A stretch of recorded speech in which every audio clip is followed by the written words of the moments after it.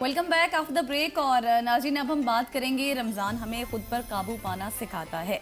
ये सिर्फ भूख या प्यास बर्दाश्त करने का नाम नहीं होता, बल्कि अपने गुस्से, अपनी ज़बान या अपने रवैये को संभालने का महीना होता है।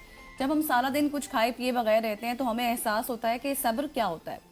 रमज़ान हमें सिखाता है कि मुश्किल वक्त में शिकायत नहीं करनी, बल्कि बर्दाश्त और शुक्र करना है। अगर कोई नाराज़ करे तो जवाब में नरमी इख्तियार करनी चाहिए।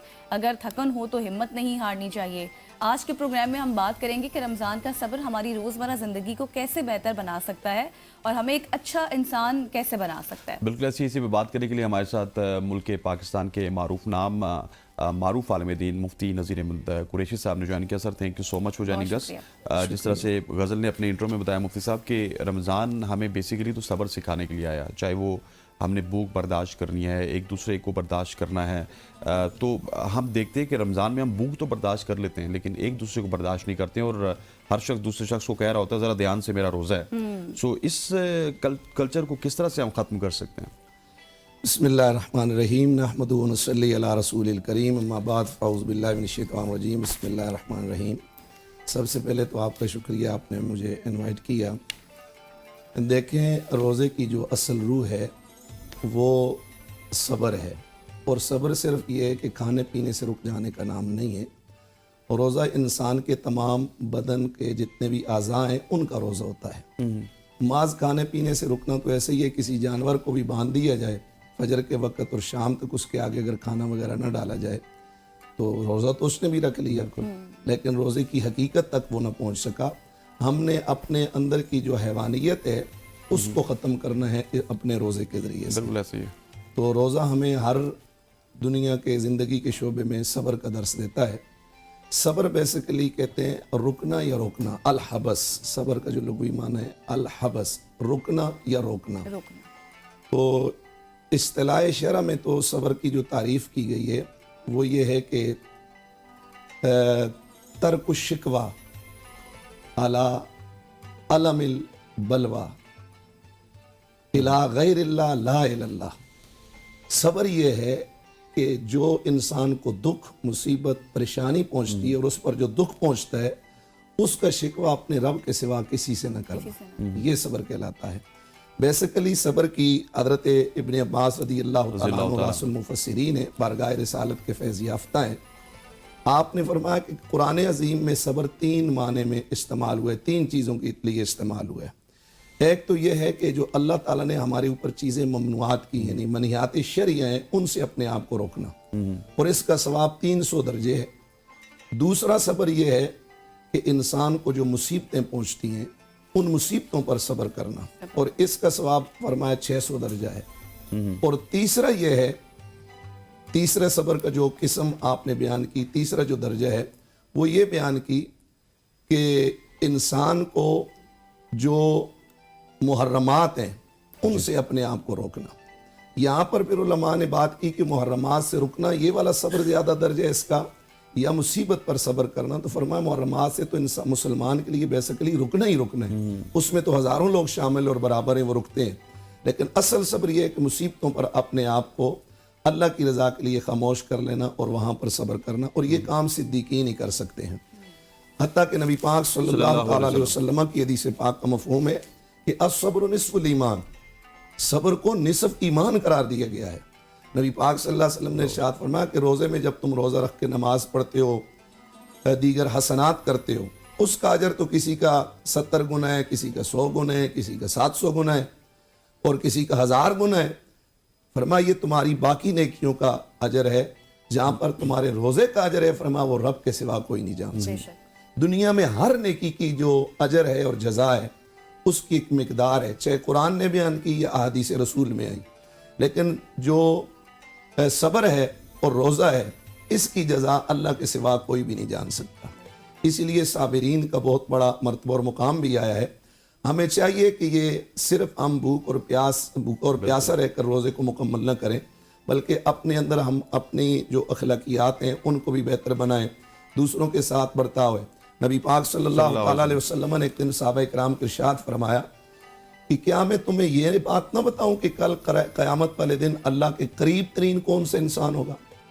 तो साहबा ने अर्ज़ की, भला या रसूल अल्लाह, हुजूर क्यों नहीं, आप बताएं کہ اللہ کے قریب یہ وہ ہستی کہہ رہی ہے کہ جن کے منہ سے جو نکلی وہ بات ہو کے رہی. اوکے بالکل. تو نبی پاک صلی اللہ علیہ وسلم نے مختصر سے ایک جملے میں بیان فرما دیا کہ اللہ دیکھیں حسنات کی ہزاروں نے قسمیں ہیں, بلکہ ہزاروں کیا لا تعداد صورتیں حسنات کی نیکیوں کی, لیکن حضور نے ایک جملے میں بات ختم کی, فرمایا تم میں سے اللہ کے ہاں قریب ترین وہ ہوگا احسنکم خلقا, جس کا اخلاق اچھا ہو. بے شک. تو روزہ ہمیں سب سے پہلے تو روزے کی روح یہ ہے کہ ہمیں اخلاق سکھاتا ہے, لہٰذا ہمارے ہر چیز میں صبر نظر آنا چاہیے, اور روزہ ہمارے ہر معاملات میں, ہمارے ہر شعبے میں, لین دین کے معاملات ہوں, کسی سے گفتگو ہے, سب میں ہمیں نظر آنا چاہیے. بالکل.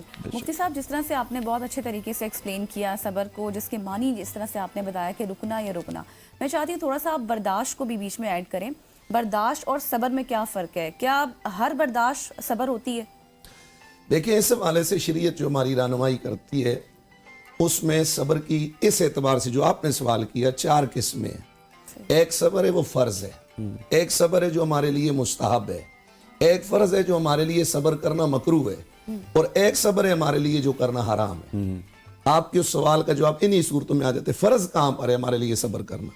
اللہ نے جو حدود مقرر کر دی, نفس چاہتا ہے, انسان کی خواہش ہے کہ میں گرمیوں کے دن کے اندر خوب ٹھنڈا پانی, اندر مشروب پڑے ہوئے ہیں, فریجیں بھری ہوئی ہیں, میں نکالوں اور پی لوں, لیکن اللہ نے حرام کیا ہوئے روزوں کے دنوں میں اس چیز کو. اسی طرح بیوی ہے, اس کے قریب جانا جی چاہ رہا ہے, لیکن قرآن نے رمضان میں منع کیا ہوئے, اللہ کی حالت میں نے یہاں سے اپنے آپ کو روکنا یہ مسلمان کے لیے فرض ہے. اسی طرح دیگر جو اللہ کے محرمات ہیں یعنی حرام کی ہوئی چیزیں ہیں, ان سے اپنے آپ کو روکنا. وہاں انسان نے کیا کچھ نہیں بعض جگہ پر. میں آپ کو ایک حدیث پاک کی طرف آپ کی رہنمائی فرماؤں گا.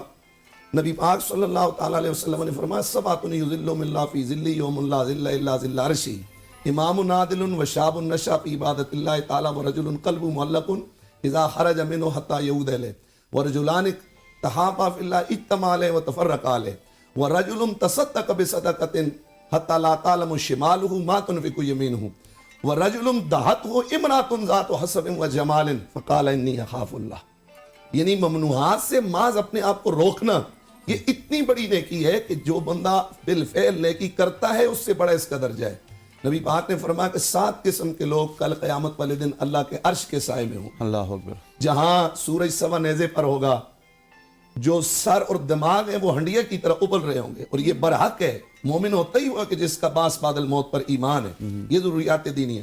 ایسے موقع پر ایک ٹھنڈا سایہ میسر آ جانا کتنے کرم کی بات ہے. اور سایہ بھی فرمایا اللہ اپنے عرش کا سایہ عطا کرے 7 لوگوں کو. میں صرف ایک کا تذکرہ جو ہمارے موضوع کے ساتھ منسلک ہے, ان میں سے ایک وہ شخص ہے کہ جس کو حسن و جمال والی کسی خاتون نے دعوت برائی دی, اس نے یہ کہہ کے رک گیا کہ انی اخاف اللہ, مجھے اپنے رب سے ڈرنا. اللہ اکبر. فرما اس کو بروز قیامت اللہ اپنے عرش کا سایہ عطا فرما. کیا کیا اس نے؟ اللہ کے ممنوعات سے صبر کیا, اپنے نفس کو روکا, اس پر اجر. یہ صبر فرض ہے. دوسرا صبر آ جاتا ہے مستحب ہے. مثلا آپ کو کوئی جو ہے تو وہ سرزنش کر رہا ہے یا آپ کے ساتھ بد اخلاقی کر رہا ہے, کہ آپ اس کو جواب دیں اچھے طریقے سے, ادفع باللتی احسن. لیکن اگر نہیں دیتے اور صبر کر لیتے ہیں تو ٹھیک ہے, آپ کے لیے صبر کرنا مستحب ہے. ایک ہے صبر کرنا حرام ہے. کہاں پر صبر کرنا حرام ہے؟ کہ جہاں پر آپ کی عزت لوٹی جا رہی ہے, جہاں پر آپ کا حق چھینا جا رہا ہے. کوئی بندہ آپ کا ہاتھ کاٹنے آ رہا ہے, کہتے ہیں مجھے تو قرآن کہتے ہیں صبر کرو, یہ لیجئے اور یہ لیجئے کلاڑی اور یہ میرا ہاتھ کاٹ دیجئے. نہیں, اسلام کہتے ہیں یہاں اپنا دفاع کرو, اپنی عزت کو بچاؤ. یہاں صبر کرنا حرام ہے کہ وہ خاموش ہوگا, بلکہ وہ بولے گا. جتنی اس کی توفیق ہے وہ اپنی توفیق کے مطابق اپنی عزت, اپنے مال, اپنی جان کا تحفظ کرے گا. یہاں پر ایسے معاملات اور ایسے مواقع پر صبر کرنا اس کے لیے کیا ہوگا؟ حرام ہو جائے گا, ناجائز ہوگا. تو اس لیے یہ چیزیں ہیں جن میں صبر کہیں پر ضروری اور کہیں پر. مصطفیٰ مجھے آخر میں یہ بتائیے گا کہ آپ نے کہا نا کہ اچھے اخلاق کا درجات تو آپ نے بتا دیے, لیکن ہم دیکھتے ہیں کہ نارملی لوگ بڑے اچھے اخلاق میں ہوتے ہیں, وہ آپ کے ساتھ اچھے اخلاق میں پیش آتے ہیں. یہ جو مہینہ ہے نا, اس میں وہ اخلاق کا دامن بھی چھوڑ جاتے ہیں. اس مہینے میں کون سی ایسی پریکٹسز ان کو اپنانی چاہیے کہ وہ جو 11 مہینے میں ان کا اخلاق ہے جس کی وجہ سے مشہور ہیں, ان کو اس مہینے میں بھی اس کی بیسیکلی اس میں ہماری اسلام سے اور دین سے دوری کی وجہ ہے. اچھا, اگر ہم اسلام کو صحیح طریقے سے سمجھتے اور اس کو پریکٹیکلی ہمارے گھر سے ہماری ماؤں کی گودوں سے ہمیں اگر اس پر عمل کروایا جاتا تو ہمیں رمضان کی روح کا پتہ چلتا۔ آج یہ ساری وجوہات اس لیے کہ ہم نے رمضان کی روح نہ پائی، ہم نے روزے کے ظاہر کو پایا، اس کے جو باطنی فیوز و برکات تھے ہے یہ صبر ہے، اور صبر کو نصف ایمان قرار دیا گیا، اور بلکہ نبی پاک صلی اللہ علیہ وسلم نے تو فرمایا الصبر کنز من کنوز الجنہ، کہ صبر یہ جنت کی خزانوں میں سے ایک خزانہ ہے۔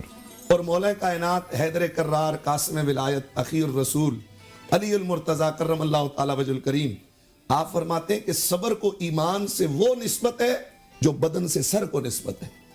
جیسے سر کے بغیر بدن قائم نہیں رہ سکتا اور بدن کے بغیر سر کا تصور نہیں ہو سکتا، اس لیے اسی وجہ سے اس کو صبر کو آدھا ایمان اور شکر کو آدھا ایمان قرار دیا گیا ہے۔ تو یہ بیسیکلی ہماری دین سے دوری کی وجہ ہے۔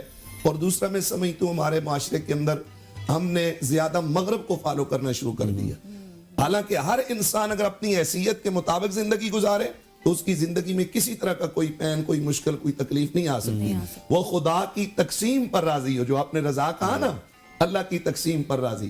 ایک وہ پنجابی میں کسی نے شعر کہا تھا کہ جے گر سونا میرے دکھ وچ راضی تے میں سکھ نو چولہے پاواں، جے گر سونا میرے سکھ وچ راضی تے میں دکھ نو کیوں گلے لاواں۔ بے شک ہر حال میں جو خدا کی رضا پر راضی رہتے ہیں، پھر وہ لوگ اس طرح آپس میں دست و گریباں نہیں ہوتے، اپنے روزے کو لوگوں پر جو ہے وہ بوجھ نہیں ظاہر کرتے، بلکہ روزے کو رحمت ہے یہ، اور اللہ تعالیٰ کی بارگاہ سے ایک بہت بڑی عطا ہے رسول اللہ کی امت۔ بے شک بے شک، تھینک یو سو مچ مفتی نذیر احمد قریشی صاحب، آپ ہمارے ساتھ موجود تھے اور ان ڈیٹیل ہم ڈسکشن کر رہے تھے۔